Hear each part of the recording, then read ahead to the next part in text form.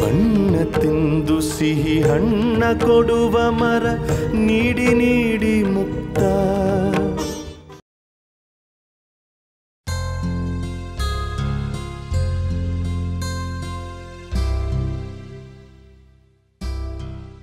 Hello. Hello, Siddhant ಅವರಾ? ಹೌದು, ತಾವು? Mrinalini. Mrinalini? Science forum, San Francisco, USA. ಓ ಮೃಣಾಲಿನಿ, ಈಗ ನೆನಪಾಯ್ತು, ಸಾರಿ. ಏನಿದು ಲೋಕಲ್ ನಂಬರಿಂದ ಮಾಡ್ತಾ ಇರಾ? ಹಾಂ, ಇಂಡಿಯಾಗೆ ಬಂದಿದ್ದೀನಿ ನಾನು. ಓ, ವಾಟ್ ಅ ಪ್ಲೆಸೆಂಟ್ ಸರ್ಪ್ರೈಸ್. ಯಾವಾಗ ಬಂದ್ರಿ ಇಂಡಿಯಾಗೆ? ಮೊನ್ನೆ ಬಂದೆ. ತಾಯ್ನಾಡಿಗೆ ತಮಗೆ ಸ್ವಾಗತ. Thank you. No no no no no ಧನ್ಯವಾದಗಳು. ಹೇಗಿದ್ದೀರಾ? ಹಾಂ, ಚೆನ್ನಾಗಿದ್ದೀನಿ. ನೀವು? ನಾನು ಚೆನ್ನಾಗಿದ್ದೀನಿ. ತುಂಬ ಸಂತೋಷ ಆಯಿತು ನೀವು ನಮ್ಮ ದೇಶಕ್ಕೆ ಬಂದ ವಿಚಾರ ಕೇಳಿ. ನೆನ್ನೆ ನೀವು ನನಗೆ ಮೆಟೀರಿಯಲ್ಸ್ ಕಳಿಸಿದ್ರಲ್ಲ, ಅದನ್ನು ಓದಿದೆ. ನಮ್ಮ ತಂದೆ ತಾಯಿ ಹತ್ರ ಕೂಡ ಆ ವಿಚಾರವಾಗಿ ಮಾತಾಡಿದೆ. ನೀವು ಕಂಡಿಡ್ದಿರೋ ಡ್ರಾಪ್ಸು ಸೈನ್ಸ್ ಫೀಲ್ಡ್ಗೆ ಒಂದು ದೊಡ್ಡ ಕಾಂಟ್ರಿಬ್ಯೂಷನ್. ಇಂಥ ದೊಡ್ಡ ಆವಿಷ್ಕಾರ ಮಾಡಿರೋರು ನಮ್ಮ ದೇಶದವರು, ನಮ್ಮ ಸ್ನೇಹಿತರು ಅಂತ ಹೇಳ್ಕೊಳ್ಳೋದಕ್ಕೆ ತುಂಬ ಹೆಮ್ಮೆ ಅನಿಸುತ್ತೆ. ಸ್ನೇಹಿತ ಆದೋನು ನನಗೆ ಇಷ್ಟು ಹೆಮ್ಮೆ ಅನಿಸಿದ್ರೆ ನಿಮ್ಮ ತಂದೆ ತಾಯಿಗೆ ಇನ್ನೆಷ್ಟು ಹೆಮ್ಮೆ ಅನಿಸ್ಬೇಕು. ತುಂಬ ಹೊಗಳುಬೇಡಿ ನನ್ನನ್ನು. ನಾನೊಂದು ಇನ್ವೆನ್ಷನ್ ಮಾಡಿದ್ದೀನಿ ಅಷ್ಟೆ. ಆದರೆ ನೀವು ರೈತರಿಗೆ ಮಾರ್ಗದರ್ಶನ ನೀಡ್ತಾ ಇದ್ದೀರಾ. ಮಳೆ ಯಾವಾಗ ಬರುತ್ತೆ, ಯಾವ ಕಾಲಕ್ಕೆ ಯಾವ ಬೆಳೆ ಬೆಳೆದ್ರೆ ಒಳ್ಳೆಯದು, ಎಷ್ಟು ತಿಳುವಳಿಕೆ ನೀಡ್ತಾ ಇದ್ದೀರಾ ರೈತರಿಗೆ ನೀವು. ಥ್ಯಾಂಕ್ ಯು ಮೃಣಾಲಿನಿ ಅವರೇ. ನೀವು ವಿಜ್ಞಾನದ ಬಗ್ಗೆ ಎಷ್ಟೊಂದು ತಿಳ್ಕೊಂಡಿದ್ದೀರ, ಹಲವಾರು ದೇಶಗಳು ಸುತ್ತಿದ್ದೀರ. ನಿಮ್ಮ ಹತ್ರ ಮಾತಾಡಿ ನಾನು ತಿಳ್ಕೊಬೇಕಾಗಿರೋದು ಎಷ್ಟೊಂದಿದೆ. ನಾಳೆ ನಾವು ಮೀಟ್ ಆಗ್ಬೋದಾ? ನಾಳೆನಾ? ಹಾಂ, ನನ್ನ ಚೈಲ್ಡ್ಹುಡ್ ಫ್ರೆಂಡ್ ಒಬ್ಳನ್ನ ಮೀಟ್ ಮಾಡೋಕ್ಕೆ ಬರ್ತೀನಿ ಅಂತ ಹೇಳಿದ್ದೆ. ಪರವಾಗಿಲ್ಲ, ನಾನು ನಾಳೆ ಸಿಗ್ತೀನಿ. Thank you. ಎಲ್ಲಿ ಮೀಟ್ ಮಾಡೋಣ? ನಿಮ್ಮನೆ ಹತ್ರ, ಅಥವಾ ನಾಳೆ ನಿಮ್ಮ ಫ್ರೆಂಡ್ ಮನೆಗೆ ಹೋಗ್ತಿದ್ದೀರಲ್ಲ, ಅಲ್ಲೇ ಹತ್ತಿರದಲ್ಲಿ ಯಾವುದಾದ್ರು ಕಾಫಿ ಶಾಪ್ ಇದ್ದರೆ ಅಲ್ಲೇ ಮೀಟ್ ಮಾಡೋಣ. ಪ್ಲೀಸ್, ಕಾಫಿ ಶಾಪ್ ಮಾತ್ರ ಬೇಡ. ಯಾಕೆ? ನೀವು ಅಮೇರಿಕಾದಲ್ಲಿ ಇಷ್ಟು ವರ್ಷ ಇದ್ದು ಬಂದಿದ್ದೀರಾ, ನಿಮಗೆ ಕಾಫಿ ಶಾಪ್ ಇಷ್ಟ ಆಗುತ್ತೆ ಅಂತ ಅಂದ್ಕೊಂಡೆ. ಖಂಡಿತ ಇಲ್ಲ. ನಾನು US ಅಲ್ಲಿ ನನ್ನ ಫ್ರೆಂಡ್ಸ್ನಾಗಲಿ ಕೊಲೀಗ್ಸ್ನಾಗಲಿ ಮೀಟ್ ಮಾಡಬೇಕು ಅಂದರೆ ಕಾಫಿ ಶಾಪ್ಗೆ ಹೋಗ್ತಾ ಇದ್ದೆ. ಅಲ್ಲಿ ಯಾರನ್ನೂ ಮನೆಗೆ ಇನ್ವೈಟ್ ಮಾಡ್ತಾನೆ ಇರಲಿಲ್ಲ. ಅಲ್ಲಿದ್ದಷ್ಟು ದಿನವೂ ಕಾಫಿ ಶಾಪಿಗೆ ಹೋಗಿ ಹೋಗಿ ಕಾಫಿ ಶಾಪ್ ಅಂದರೆ ಬೋರ್ ಆಗಿದೆ. ಸರಿ, ಎಲ್ಲಿ ಮೀಟ್ ಮಾಡೋಣ ಹಾಗಿದ್ರೆ ನೀವೇ ಹೇಳಿ. ನಿಮ್ಮನೆ ಯಾವ ಏರಿಯಾದಲ್ಲಿರೋದು? ನಮ್ಮ ಮನೆ ಇರೋದು Shankaragiri, number 27B, 3rd cross, near Ganesha temple. ಶಂಕರಗಿರಿನ? ನಾನು ನಾಳೆ ಮೀಟ್ ಮಾಡೋಕ್ಕೆ ಹೋಗ್ತಿರೋ ಫ್ರೆಂಡ್ ಮನೇನೂ ಅಲ್ಲೇ ಇರೋದು. ಸರಿ, ಹಾಗಿದ್ರೆ ನಿಮ್ಮ ಫ್ರೆಂಡ್ನ ಮಾತಾಡಿಸ್ಕೊಂಡು ನಮ್ಮ ಮನೆಗೆ ಬಂದ್ಬಿಡಿ. ಹಾಗಿದ್ರೆ ನೋ ಪ್ರಾಬ್ಲಮ್, ನಿಮ್ಮ ಮನೇಲೇ ಮೀಟ್ ಮಾಡೋಣ. ಓ, ಯು ಆರ್ ಮೋಸ್ಟ್ ವೆಲ್ಕಮ್. ನಿಮ್ಮ ಮನೇಲಿ ಯಾರ್ಯಾರು ಇರೋದು? ನಾನು, ಅಪ್ಪ, ಅಮ್ಮ.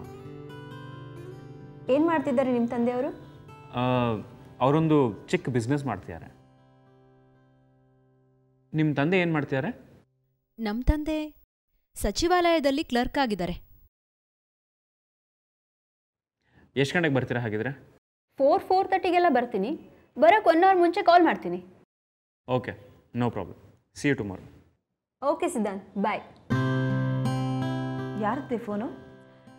ನನ್ನ ಫ್ರೆಂಡ್ ಸಿದ್ಧಾಂತ್ ಅಂತ ಅಮ್ಮ. ಅದ್ಯಾಕೆ ನಿಮ್ಮಪ್ಪ ಸಚಿವಾಲಯದಲ್ಲಿ ಕ್ಲರ್ಕ್ ಆಗಿದ್ದಾರೆ ಅಂತ ಹೇಳಿದೆ? ಮತ್ತಿನ್ನೇನು, ನಮ್ಮ ತಂದೆ ಈ ರಾಜ್ಯದ ಮುಖ್ಯಮಂತ್ರಿಗಳು, ಸುಶೀಲ್ ಕುಮಾರ್ ಬಿಂಗ ಅಂತ ಹೇಳ್ಕೊಬೇಕಿತ್ತಾ? ನಂಗೆ ಅದೆಲ್ಲ ಇಷ್ಟ ಆಗಲ್ಲಮ್ಮ. ತಗೋಸಿ. ಯಾರ್ದು ಫೋನು? ನನ್ನ ಫ್ರೆಂಡ್ ಮೃಣಾಲಿನಿ. ಮೃಣಾಲಿನಿ ಅಂದರೆ? ಅದೇ, ನನಗೆ ಆನ್ಲೈನ್ ಫ್ರೆಂಡ್ ಆಗಿದ್ದಾರೆ, ಸೈಂಟಿಸ್ಟು, US ಅಂತ ಹೇಳ್ತಿದ್ನಲ್ಲ ಅವರು. ಅವ್ರದಾ? ಅವರು ನಿಮ್ಮಪ್ಪ ಏನು ಕೆಲಸ ಮಾಡ್ತಾರೆ ಅಂತ ಕೇಳಿದ್ರೆ ಯಾವುದೋ ಚಿಕ್ಕ ಬಿಸ್ನೆಸ್ ಮಾಡ್ತಾರೆ ಅಂತ ಹೇಳ್ತಿದ್ದೆ. ಅದಾ, ನಮ್ಮಪ್ಪ ವಿರೋಧ ಪಕ್ಷದ ನಾಯಕರು ಅಂತ ಹೇಳ್ಕೊಂಡ್ರೆ ದೊಡ್ಡಸ್ತಿಗೆ ಅನ್ಸಲ್ವೇನಮ್ಮ, ಅದಕ್ಕೆ ಸುಮ್ಮನೆ ಹಾಗಂದೆ. ಅವರಪ್ಪ ಏನು ಕೆಲಸ ಮಾಡ್ತಾರಂತೆ? ಸೆಕ್ರೆಟ್ರಿಯೇಟಲ್ಲಿ ಕ್ಲರ್ಕ್ ಆಗಿದ್ದಾರಂತೆ. ಬಹುಶಃ ಅಪ್ಪಂಗೆ ಗೊತ್ತಿರಬೇಕು. ಒಂದು ನಿಮಿಷ.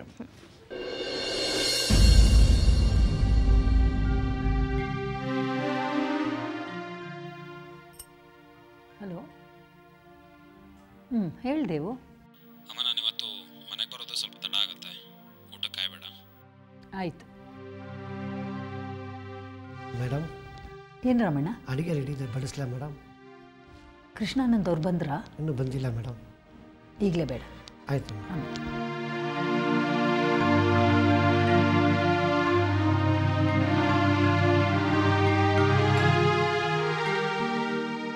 ಹಲೋ ಕೃಷ್ಣ,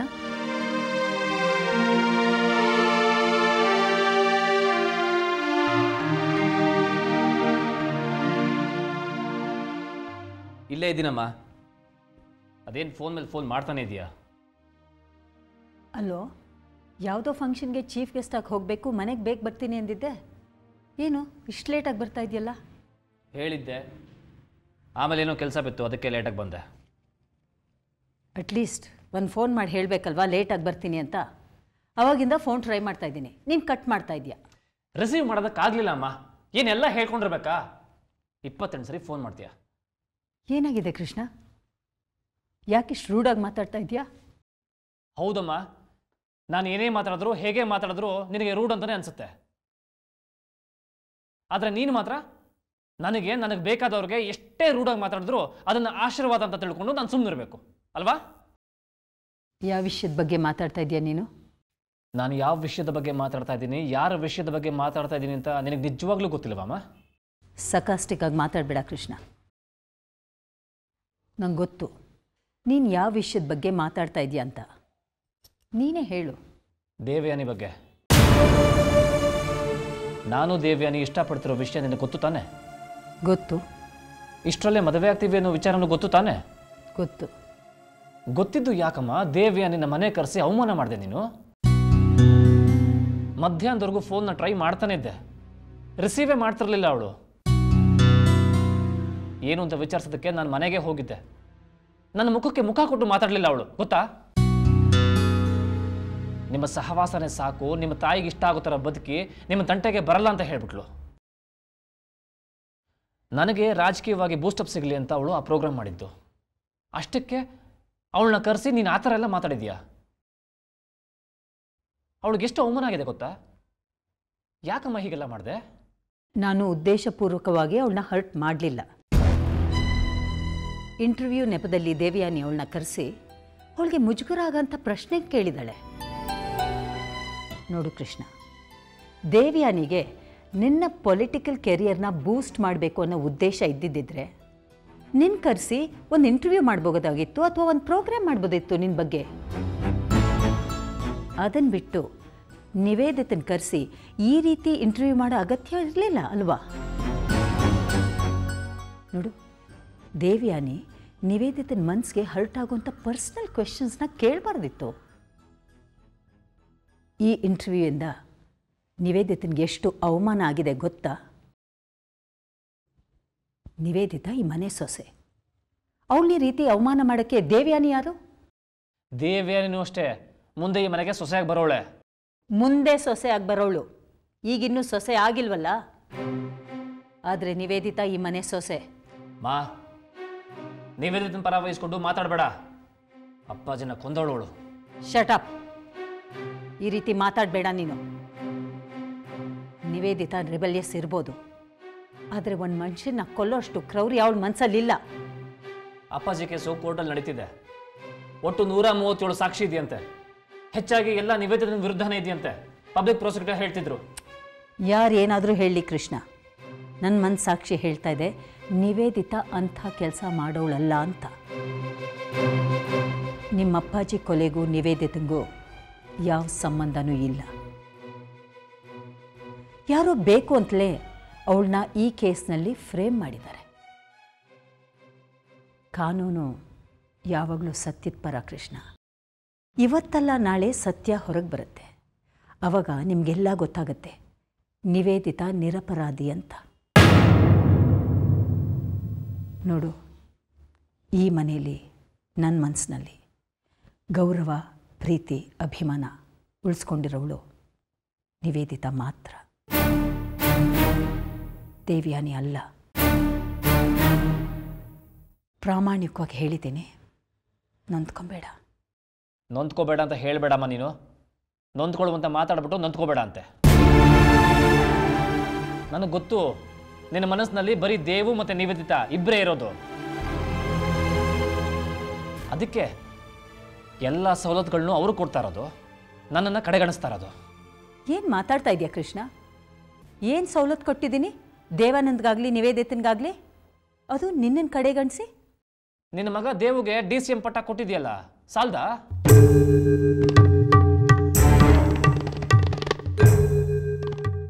ಅಪ್ಪಾಜಿ ಹೋದ ಹೊಸರಲ್ಲಿ ಬಿಂಗ ಅಂಕಲು ಮನೆಗೆ ಬಂದು ನಿಮ್ಮನೇಲೆ ಯಾರಾದರೂ ಮುಖ್ಯಮಂತ್ರಿ ಆಗಿ ಅಂತ ಹೇಳಿದ್ರು. ನನಗೆ ಎಷ್ಟು ಆಸೆ ಇತ್ತು ಗೊತ್ತಾ ಮುಖ್ಯಮಂತ್ರಿ ಆಗಬೇಕು ಅಂತ. ಅಪ್ಪಾಜಿ ಹೋಗಿರೋದ್ರಿಂದ ಜನರ ಸಿಂಪತಿ ಎಲ್ಲ ನನ್ನ ಮೇಲೆ ಬಂದು ನಾನೇ ಮುಖ್ಯಮಂತ್ರಿ ಆಗ್ತೀನಿ, ಮುಂದಿನ ಎಲೆಕ್ಷನಲ್ಲೂ ಸೆಕೆಂಡ್ ಟರ್ಮ್ CM ನಾನೇ ಆಗ್ತೀನಿ ಅಂತ ಅಂದ್ಕೊಂಡಿದ್ದೆ. ಆದರೆ ನೀನು ನಮ್ಮನೆಯಿಂದ ಯಾರೂ ಮುಖ್ಯಮಂತ್ರಿ ಆಗೋದು ಬೇಡ, ನೀವೇ ಆಗ್ಬಿಡಿ ಅಂತ ಹೇಳಿದೆ. ಬಿಂಗ ಅಂಕಲ್ಗೆ ಅದೇ ಬೇಕಿತ್ತು, ಅವರೇ ಮುಖ್ಯಮಂತ್ರಿ ಆಗ್ಬಿಟ್ರು. ನಷ್ಟ ಆಗಿದೆ ಯಾರಿಗೆ? ನನಗೆ. ಉಪಮುಖ್ಯಮಂತ್ರಿ ಆಗಬೇಕು ಅಂತಲೂ ನನಗೆ ಆಸೆ ಇತ್ತು, ಆದರೆ ಅದಕ್ಕೂ ನೀನು ಅಡ್ಡ ಬಂದೆ. ದೇವು ಈ ಮನೆಗೆ ದೊಡ್ಡ ಮಗ, ಅವನೇ ಉಪಮುಖ್ಯಮಂತ್ರಿ ಆಗಲಿ, ನೀನು ಬಿಟ್ಕೊಡು ಅಂತ ಪ್ರಮಾಣ ಮಾಡಿಸ್ಕೊಂಡೆ. ಬಿಟ್ಕೊಟ್ಟೆ. ನನಗೆ ನೋವಾಯಿತು, ಆದರೆ ನಿನ್ನ ಮಾತನ್ನು ನಾನು ಒಪ್ಪಲಿಲ್ಲ ಅಂದರೆ ನಿನಗೆ ನೋವಾಗತ್ತೆ ಅನ್ನೋ ಒಂದೇ ಕಾರಣಕ್ಕೆ ನನಗೆ ನೋವಾದರೂ ಪರವಾಗಿಲ್ಲ ಅಂತ ಸಹಿಸಿಕೊಂಡು ದೇವು ಉಪಮುಖ್ಯಮಂತ್ರಿ ಆಗಲಿ ಅಂತ ಒಪ್ಕೊಂಡೆ. ಪ್ರಾಮಾಣಿಕವಾಗಿ ಹೇಳ್ತೀನಮ್ಮ, ದೇವು ನಮ್ಮಣ್ಣ, ಅವನ ಬಗ್ಗೆ ದ್ವೇಷ ಆಗಲಿ ಅಸೂಯೆ ಆಗಲಿ ಇಲ್ಲ. ಆದರೆ ಅನುಕಂಪ ಇದೆ, ಯಾಕೆಂದರೆ ಅವನಿಗೆ ಉಪಮುಖ್ಯಮಂತ್ರಿ ಸ್ಥಾನ, ಗೃಹ ಮಂತ್ರಿ ಅಧಿಕಾರ ಎರಡೂ ಇದೆ. ಆದರೆ ಅವನು ಕೆಲವು ಸಂದರ್ಭಗಳಲ್ಲಿ ತನ್ನ ಸ್ವಂತ ನಿರ್ಧಾರನ ತಗೊಳ್ಳೋದೇ ಇಲ್ಲ. ಬಿಂಗ ಅಂಕಲ್ ಹೇಳೋ ಮಾತಿಗೆ ಸರಿ ಅಂತಾನೆ. ಅವ್ರ ಕೈಗೆ ಸಿಕ್ಕಿರೋ ದಾಳ ಆಗ್ಬಿಟ್ಟಿದ್ದಾನೆ ದೇವು. ದೇವು ಪೊಲಿಟಿಕಲಿ ತುಂಬ ವೀಕಮ್ಮ. ಇದು ಬಿಂಗ ಅಂಕಲ್ಗೆ ಗೊತ್ತಿತ್ತು. ಆ್ಯಂಡ್ ಅವ್ರಿಗೆ ಬೇಕಾಗಿದ್ದು ಅದೇ. ದೇವು ಉಪಮುಖ್ಯಮಂತ್ರಿ ಆಗದೇ ಇದ್ದಿದ್ರೆ ನಾನಾಗಿರ್ತಿದ್ದೆ. ನಾನೇನಾದರೂ ಉಪಮುಖ್ಯಮಂತ್ರಿ ಆಗಿದ್ದಿದ್ರೆ ರಾಜಕೀಯದಲ್ಲಿ ದೇವುಗಿಂತ ಜಾಸ್ತಿ ಎಕ್ಸ್ಪೀರಿಯನ್ಸು ನನಗಿದೆ. ಅಪ್ಪಾಜಿ ಕಳ್ಕೊಂಡಿರೋದ್ರಿಂದ ಜನರ ಸಿಂಪತಿ ಕೂಡ ನನ್ನ ಮೇಲೆ ಇರ್ತಿತ್ತು. ಆ್ಯಂಡ್ ರಾಜ್ಯದಲ್ಲಿ ನಮ್ಮ ಕಮ್ಯುನಿಟಿಯವ್ರ ಸಪೋರ್ಟು ನನಗೆ ಜಾಸ್ತಿ ಇದೆ. ಬರೋ ಎಲೆಕ್ಷನಲ್ಲಿ ನಾನೇ ಮುಖ್ಯಮಂತ್ರಿ ಆಗೋ ಚಾನ್ಸಸ್ ಇತ್ತು. ಹಾಗೇನಾದರೂ ಆಗಿದ್ದಿದ್ರೆ ಬಿಂಗ ಅಂಕಲು ಮುಖ್ಯಮಂತ್ರಿ ಆಗೋ ಆಸೆನ ಬಿಟ್ಟು ಮನೇಲಿ ಕೂತ್ಕೋಬೇಕಾಗಿತ್ತು. ಅದಕ್ಕೆ ನನ್ನನ್ನು ಉಪಮುಖ್ಯಮಂತ್ರಿ ಮಾಡೋ ರಿಸ್ಕ್ ತಗೊಳ್ಳಿಲ್ಲ. ದೇವುನೇ ಉಪಮುಖ್ಯಮಂತ್ರಿ ಆಗೋ ಥರ ಸಿಚುಯೇಷನ್ಸ್ನ ಕ್ರಿಯೇಟ್ ಮಾಡಿದ್ರು. ದೇವು ಉಪಮುಖ್ಯಮಂತ್ರಿ ಆದ, ಆದರೆ ನಾನು ರಾಜಕೀಯದಲ್ಲೇ ಬೆಳಿಬೇಕು ಅಂತ ಕನಸು ಕಟ್ಕೊಂಡಿದ್ದವನು ನಾನು. ಆದರೆ ಈಗ ನನಗೆ ರಾಜಕೀಯದಲ್ಲಿ ಭವಿಷ್ಯನೇ ಇಲ್ಲ ಅನ್ಸೋದಕ್ಕೆ ಶುರುವಾಗೋಗಿದೆ. ನೀನು ನನ್ನಮ್ಮ, ನನ್ನ ರಾಜಕೀಯದ ಭವಿಷ್ಯನ ಆ ದೇವು ಕೊಟ್ಟಿಯಲ್ಲ. ಹಾಗೆಲ್ಲ ಮಾತಾಡಬೇಡ ಕೃಷ್ಣ. ದೇವು ಎಂಥವನು ಅಂತ ನಿಂಗೆ ಚೆನ್ನಾಗಿ ಗೊತ್ತು. ಮೊದಲಿನಲ್ಲೂ ಅಷ್ಟೇ ದೇವುಗೆ ನಿನ್ನ ಕಂಡ್ರೆ ತುಂಬ ಪ್ರೀತಿ. ನಿನಗೋಸ್ಕರ ಎಷ್ಟೊಂದೆಲ್ಲ ತ್ಯಾಗ ಮಾಡಿದನು ಗೊತ್ತಾ? ನೀವು ಚಿಕ್ಕವರಾಗಿದ್ದಾಗ ನಾವು ತುಂಬ ಕಷ್ಟದಲ್ಲಿದ್ವಿ. ಏನೇ ತಂದರು, ಒಂದು ಬುಕ್ ಆಗಿರ್ಬೋದು, ಒಂದು ಬಟ್ಟೆ ಆಗಿರ್ಬೋದು, ನೀನು ಇಷ್ಟಪಟ್ಟು ಬಿಟ್ಟಿದ್ದನ್ನು ಅವನು ತಗೊಳ್ತಾ ಇದ್ದ. ಓ, ಹಾಗಾದರೆ ದೇವು ಮಾಡಿದ ಸಣ್ಣ ಸಣ್ಣ ತ್ಯಾಗಗಳಿಗೆ ಈಗ ನಾನು ಉಪಮುಖ್ಯಮಂತ್ರಿ ಸ್ಥಾನ ಬಿಟ್ಟುಕೊಟ್ಟಿದ್ದು ಕಾಂಪನ್ಸೇಷನ್ ಅಂತ ಅರ್ಥ? ಆ ಸಣ್ಣ ಸಣ್ಣ ತ್ಯಾಗ ಮಾಡುವಂತ ನಾನು ಹೇಳಿದ್ನ ದೇವುಗೆ? ಚಿಕ್ಕ ವಯಸ್ಸಲ್ಲಿ ತ್ಯಾಗ ಮಾಡಿರ್ಬೋದು, ಆ ತ್ಯಾಗನ ಈಗ ಮಾಡೋದಕ್ಕೆ ಹೇಳು, ಒಪ್ಕೋತೀನಿ.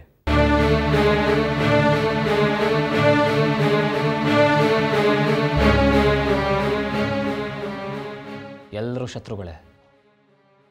ಮನೆ ಹೊರಗಡೆನೂ ಶತ್ರುಗಳು, ಮನೆ ಒಳಗಡೆನೂ ಶತ್ರುಗಳು. ನಿವೇದಿತಾ ದೇವು ನಮ್ಮನೆಯವರಾಗಿದ್ರು ನನಗೆ ಶತ್ರುಗಳು. ಇನ್ನು ಮನೆಯಿಂದ ಆಚೆ ಆ ಬಿಂಗ ಅಂಕಲು ಮತ್ತು ಅವ್ರ ಕಡೆಯವರು ಎಲ್ಲರೂ ಶತ್ರುಗಳೇ.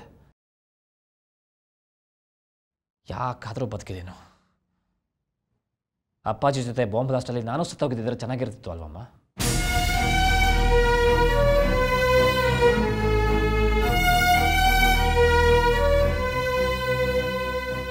ಕೃಷ್ಣ,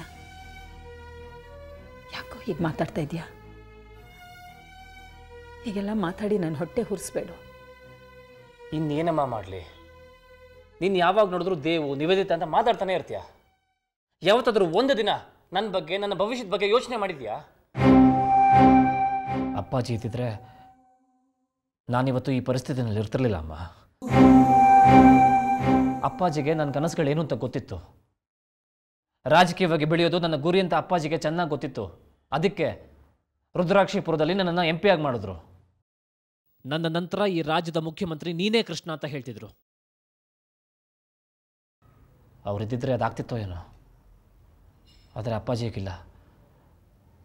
ಅವ್ರ ಹಿಂದೆನೇ ನನ್ನ ಕನಸುಗಳು ಸತ್ತೋದು ಅನಿಸುತ್ತೆ. ಎಲೆಕ್ಷನ್ ಬೇರೆ ಹತ್ತಿರ ಬರ್ತಾ ಇದೆ. ಎಲೆಕ್ಷನ್ ಕ್ಯಾಂಪೇನ್ ಕಮಿಟಿ ಹೆಡ್ಡು ನಾನಾಗಬೇಕಾಗಿತ್ತು. ಆ ಪೊಸಿಷನ್ ಏನಾದರೂ ನನಗೆ ಸಿಕ್ಕಿದ್ದಿದ್ರೆ ನಾನು ರಾಜಕೀಯವಾಗಿ ಬೆಳೆಯೋದ್ರಲ್ಲಿ ಅನುಮಾನನೇ ಇರ್ತಿರಲಿಲ್ಲ. ಅದಕ್ಕೆ ನಾನು ರಾಜಕೀಯವಾಗಿ ಬೆಳೆದ್ರೆ ತಮಗೆಲ್ಲಿ ತೊಂದರೆ ಆಗುತ್ತೋ ಅಂತ ಆ ಶಿವದಾಸ್ ಅವ್ರ ಮಗ ಭುವನ್ ದಾಸ್, ಒಬ್ಬ ಬಿಸ್ನೆಸ್ ಮ್ಯಾನ್, ಅವನ್ನ ಕಮಿಟಿ ಹೆಡ್ ಆಗಿ ಮಾಡಿ ಕೂಡಿಸಿದ್ದಾರೆ. ಬಾಲಗೋಪಾಲ್ ಅಂತ ಪಾರ್ವತಿಪುರದಲ್ಲಿ ಒಬ್ಬ ಕಾಂಟ್ರಾಕ್ಟರ್ ಇದ್ದಾನೆ. ಈ ಸಲ ಅವನಿಗೆ ಅಸೆಂಬ್ಲಿ ಟಿಕೆಟ್ ಕೊಡಿಸ್ತಾರಂತೆ. ನಾನು ಆ ಜಾಗದಲ್ಲಿ ನಿಂತು ಗೆದ್ದು ಬಂದು ಮಂತ್ರಿ ಆಗಬೇಕು ಅಂತ ಎಷ್ಟು ಆಸೆ ಇಟ್ಕೊಂಡಿದ್ದೆ. ಈಗ ಹೇಗೆ ಮಂತ್ರಿ ಆಗಲಿ? ಈ ಸಲ ಅಂತೂ ನನಗೆ ಟಿಕೆಟ್ ಕೊಡೋದು ಡೌಟು.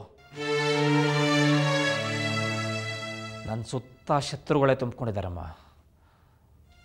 ಅವ್ರಿಗೆಲ್ಲ ಸಪೋರ್ಟ್ ಮಾಡ್ತಿರೋದು ಯಾರು? ನನಗೆ ಅಣ್ಣ ಅನ್ನಿಸ್ಕೊಂಡ್ರು ದೇವಾನಂದ ಸ್ವಾಮಿ. ಆ ದೇವಕ್ಕೆ ಸಪೋರ್ಟ್ ಮಾಡ್ತಿರೋದು ನೀನು. ನನಗಿನ್ನು ಭವಿಷ್ಯ ಇಲ್ಲ ಅಮ್ಮ. ನನಗೆ ಬದುಕೋ ಆಸೆನೂ ಇಲ್ಲ. ಒಂದು ಕೆಲಸ ಮಾಡು, ನಿನ್ನ ಕೈಯಾರ ನನಗೆ ವಿಷ ಕೊಟ್ಬಿಡು, ಸತ್ತೋಗ್ತೀನಿ.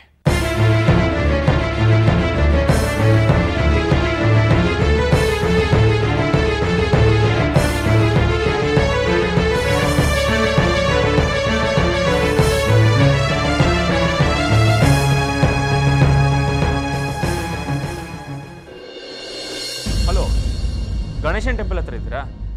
ಸರಿ, ಅಲ್ಲಿಂದ ಲೆಫ್ಟ್ ತಗೊಳ್ಳಿ, 3rd ಕ್ರಾಸ್ ಅಲ್ಲಿಂದ. ಓಕೆ, ಹಾಂ, ಅಲ್ಲಿಂದ ಸ್ವಲ್ಪ ಮುಂದಕ್ಕೆ ಬಂದರೆ 27B. ನೀವು ಅಲ್ಲಿಗೆ ಬನ್ನಿ, ಗೊತ್ತಾಗತ್ತೆ. ಓಕೆ, ನಾನು ವೆಯ್ಟ್ ಮಾಡ್ತಾ ಇರ್ತೀನಿ, ಬನ್ನಿ. ಏನಾದರೂ ಗೊತ್ತಾಗಲಿಲ್ಲ ಅಂದರೆ ಕೇಳಿ. Okay okay, see. Good morning ಪಾ. Good morning Siddhant. ಯಾರು ಅದು ಮನೆಗೆ ಬರ್ತಾ ಇರೋದು? ನನ್ನ ಫ್ರೆಂಡಪ್ಪ. ಯಾವ ಫ್ರೆಂಡು? ಅದೇ ಮೃಣಾಲಿನಿ ಅಂತ ಹೇಳಿದ್ನಲ್ಲ, ಅವರು US ಅಲ್ಲಿ ಸೈಂಟಿಸ್ಟ್ ಆಗಿದ್ದಾರೆ. ಹಾಂ, ಅವರೇ. ಅಯ್ಯೋ, ಅವರು ಮನೆಗೆ ಬರ್ತಿದ್ದಾರೇನೋ? ದೊಡ್ಡ ಸೈಂಟಿಸ್ಟ್ ಅಂತ ಬೇರೆ ಹೇಳ್ತಾ ಇದೆಯಾ? ಮೊದಲೇ ಹೇಳಿದರೆ ಏನಾದರೂ ಸ್ಪೆಷಲ್ ಆದರೂ ಮಾಡಿಸ್ಬೋದಿತ್ತಲ್ಲ. ನೆನ್ನೆ ರಾತ್ರಿ ಫೋನ್ ಮಾಡಿ ಇವತ್ತು ಸಂಜೆ ಸಿಗ್ತೀರಾ ಅಂದರು. ಮತ್ತು ಇವಾಗ ಸಡನ್ನಾಗಿ ಫೋನ್ ಮಾಡಿ ಈಗ ಬಂದರೆ ಇರ್ತೀರಾ ಅಂದರು. ಪರವಾಗಿಲ್ಲ ಬಿಡು, ಇನ್ನೊಂದು ಸಲ ಮನೆಗೆ ಊಟ ಕರೆಯೋಣ. ಯಾವಾಗ ಬಂದ್ರಂತೆ ಇವರು US ಇಂದ? 1 ವಾರ ಆಯ್ತಂತೆ. ಬಂದರು ಅಂತ ಕಾಣುತ್ತೆ. ಒಂದು ನಿಮಿಷ. ಹಲೋ. ಹಾಯ್. ಅಡ್ರೆಸ್ ಹುಡ್ಕೋದು ಕಷ್ಟ ಆಯ್ತಾ? ಅಡ್ರೆಸ್ ಹುಡ್ಕೋದೇನು ಕಷ್ಟ ಆಗಲಿಲ್ಲ, ಆದರೆ ಡ್ರೈವ್ ಮಾಡೋದು ತುಂಬ ಕಷ್ಟ ಆಯಿತು. ಅಮೇರಿಕಾದಲ್ಲೆಲ್ಲ ಲೆಫ್ಟ್ ಡ್ರೈವ್, ಇಲ್ಲಿ ರೈಟ್ ಡ್ರೈವ್, ಅದಕ್ಕೆ ಸ್ವಲ್ಪ ಕಷ್ಟ ಆಯಿತು. ಸ್ವಲ್ಪ ಕನ್ಫ್ಯೂಷನಲ್ಲಿ ರಾಂಗ್ ರೂಟ್ ಹೋದೆ. ಪೊಲೀಸ್ನವ್ರ ಕೈಯಲ್ಲಿ ಸಿಕ್ಕಾಕೊಂಡು ಫೈನ್ ಕಟ್ ಬರೋ ವರ್ಷಲ್ಲಿ ಇಷ್ಟೊತ್ತಾಯಿತು. 1-2 ಡೇಸ್ ಅಭ್ಯಾಸ ಆಗೋಗುತ್ತೆ. ಬನ್ನಿ ಹೋಗೋಣ. ಬನ್ನಿ.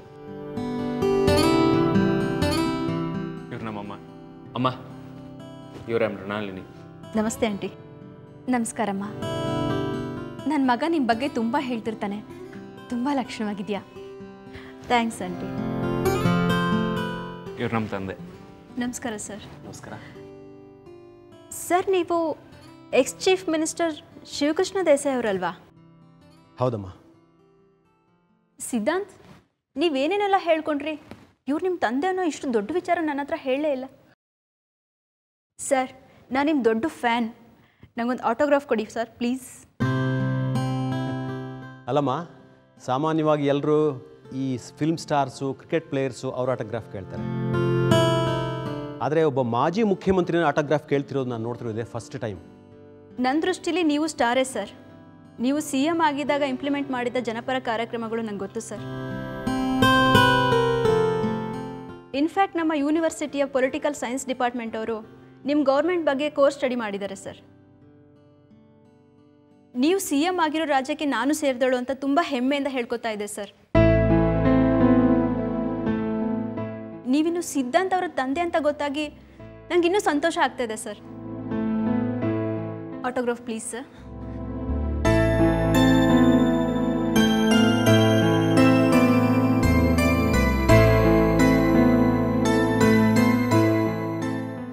Thank you sir. ಕೂತ್ಕೊಮ್ಮ, ಕೂತ್ಕೊ. ಅಲ್ಲಮ್ಮ, ನೀನು ಅಮೇರಿಕಾದಲ್ಲೇ ಇದ್ದೋಳು, ನನ್ನ ಬಗ್ಗೆ ಎಲ್ಲ ಹೇಗೆ ತಿಳ್ಕೊಂಡೆ ನೀನು? ಸರ್, ನಾನು ಅಲ್ಲಿದ್ದಾಗ ಇಲ್ಲಿ ನ್ಯೂಸ್ ಪೇಪರ್ನ ಇಂಟರ್ನೆಟ್ಟಲ್ಲಿ ಓದ್ತಾ ಇದ್ದೆ.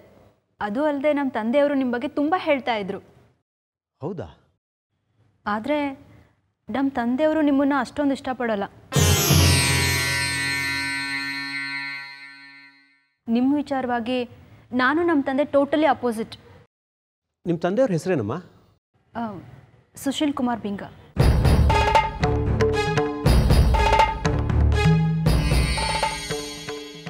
ಮುಖ್ಯಮಂತ್ರಿ ಸುಶೀಲ್ ಕುಮಾರ್ ಬಿಂಗ ಅವರ?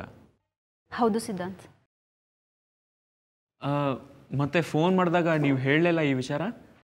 ನೀವು ನನ್ನ ಹತ್ರ ಹೇಳಿಲ್ಲ ನೀವು ex chief minister Shivakrishna Desai ಅವ್ರ ಮಗ ಅಂತ. ಸೊ ಇಬ್ರಿಗೂ ಸರ್ಪ್ರೈಸ್. ಆಗಲೇ ಟ್ರಾಫಿಕ್ ಪೊಲೀಸ್ ಅವ್ರು ಹಿಡಿದಿದ್ರು, ಫೈನ್ ಕಟ್ ಬಂದೆ ಅಂದ್ರಿ. ಮುಖ್ಯಮಂತ್ರಿ ಅವ್ರ ಮಗಳಾಗಿ ಫೈನ್ ಕಟ್ ಬಂದ್ರ? ಹಾಂ, ಅದರಲ್ಲಿ ತಪ್ಪೇನಿದೆ? ನೋಡಿಪ್ಪ, ಮುಖ್ಯಮಂತ್ರಿ ಮಗಳಾಗಿ ಟ್ರಾಫಿಕ್ ಪೊಲೀಸ್ ಫೈನ್ ಕೇಳಿದ್ರೆ ಕಟ್ ಬಂದಿದ್ದಾರೆ. ಅಲ್ಲ, ನೀವು ಮುಖ್ಯಮಂತ್ರಿ ಮಗಳು ಅಂತ ಹೇಳಿದ್ರೆ ಸಲ್ಯೂಟ್ ಹೊಡೆದು ಕಳ್ಸಿರೋರು. ಅಲ್ಲಮ್ಮ, ನಿಮ್ಮ ತಂದೆ ಹೆಸರು ಹೇಳ್ಬೋದಾಗಿತ್ತಲ್ವಾ ನೀನು? ಇಲ್ಲ ಸರ್, ನನಗೆ ನಮ್ಮ ತಂದೆ ಹೆಸರನ್ನ ಆ ರೀತಿ ಮಿಸ್ಯೂಸ್ ಮಾಡ್ಕೊಳ್ಳೋಕೆ ಇಷ್ಟ ಇರಲಿಲ್ಲ. ಕಾನೂನು ಅಂದರೆ ಎಲ್ಲರಿಗೂ ಒಂದೇ. ಒಬ್ಬ ಮಿನಿಸ್ಟ್ರ್ ಮಗಳಾದರೂ ಅಷ್ಟೇ, ಕಾಮನ್ ಸಿಟಿಸನ್ ಆದರೂ ಅಷ್ಟೇ.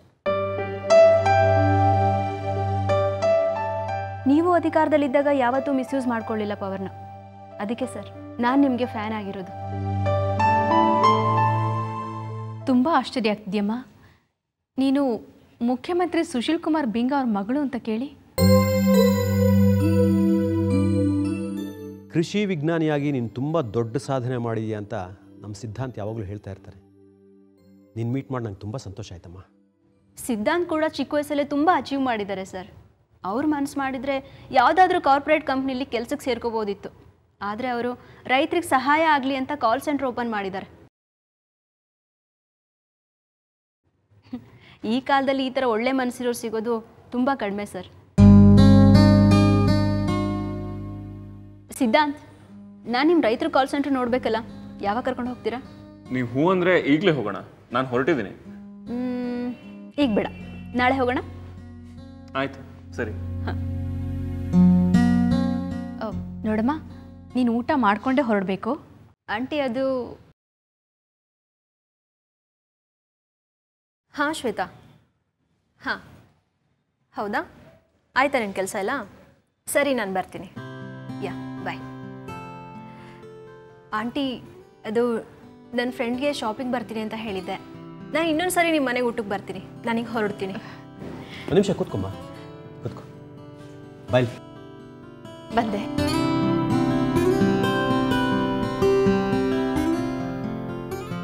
ಗಿರ್ವಾಣಿ, ಆ ಹುಡುಗಿ ಮೊದಲನೇ ಸಲ ಮನೆಗೆ ಬಂದೇಳೆ, ಅರಿಶಿನ ಕುಂಕುಮ ಕೊಟ್ಟು ಕಳಿಸ್ಬಾರ್ದ? ನಾನು ಕೊಡೋಣ ಅಂತಾನೆ ಇದ್ದೆ ರೀ, ಆದರೆ ಅಮೇರಿಕಾದಲ್ಲಿ ಓದ್ ಹುಡುಗಿ, ಅದೆಲ್ಲ ಇಷ್ಟ ಆಗುತ್ತೋ ಇಲ್ವೋ ಅಂತ ಸುಮ್ಮನಾದೆ. ಅಲ್ಲ, ಹುಡುಗಿ ನೋಡಿದ್ರೆ ಗೊತ್ತಾಗಲ್ವಾ? ಅಮೇರಿಕಾದಲ್ಲಿದ್ದರೂ ನಮ್ಮ ಸಂಪ್ರದಾಯ, ನಮ್ಮ ಸಂಸ್ಕಾರ ನಾಕೆ ಮರ್ತಿಲ್ಲ. ಸರಿ ಬಿಡಿ, ಕೊಡ್ತೀನಿ. ಹಾಂ, ಮೊನ್ನೆ ನನಗೆ ಅಂತ ಒಂದು ಸೀರೆ ತಗೊಂಡಿದ್ದೆ, ಅದನ್ನು ಅವಳಿಗೆ ಕೊಟ್ಬಿಡ್ಲಾ? ಧಾರಾಳವಾಗಿ ಕೊಡು.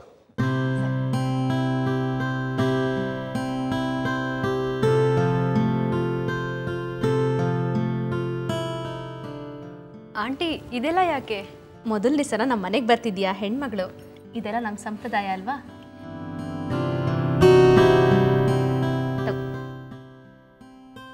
ಒಳ್ಳೆಯದಾಗಲಿ. ಥ್ಯಾಂಕ್ ಯು ಆಂಟಿ, ಸೀರೆ ತುಂಬ ಚೆನ್ನಾಗಿದೆ. ಥ್ಯಾಂಕ್ಸ್.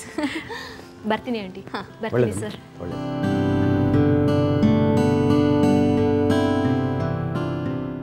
ಎಷ್ಟು ಒಳ್ಳೆ ಹುಡುಗಿ ಅಲ್ವಾ?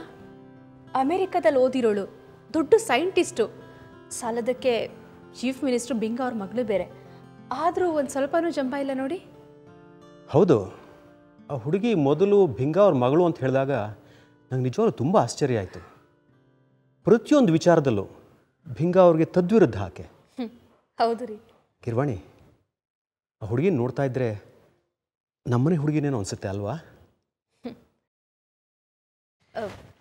ಸಿದ್ಧಾಂತ್, ಹುಡುಗಿ ತುಂಬ ಲಕ್ಷಣವಾಗಿದ್ದಾಳೆ ಕಣೋ. ನನಗೇನೋ ತುಂಬ ಇಷ್ಟ ಆಯಿತು. ನೀನು ಒಪ್ಪೋದಾದರೆ ಅವಳನ್ನೇ ಈ ಮನೆ ಸೊಸೆ ಮಾಡ್ಕೊಳ್ಳೋಣವಾ?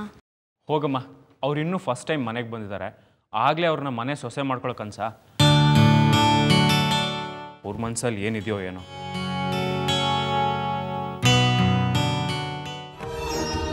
ಬಣ್ಣ ತಿಂದು ಸಿಹಿ ಹಣ್ಣ ಕೊಡುವ ಮರ ನೀಡಿ ನೀಡಿ ಮುಕ್ತ, ಬೇವಾಗಿವ ಸವಿಗಾನದ ಹಕ್ಕಿ ಹಾಡಿ ಮುಕ್ತ ಮುಕ್ತ.